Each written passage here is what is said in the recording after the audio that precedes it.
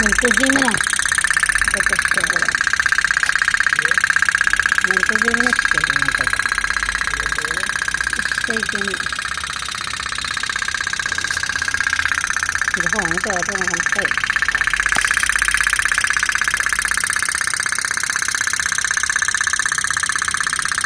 ഇനി നമുക്ക് original boat ഉണ്ടാക്കി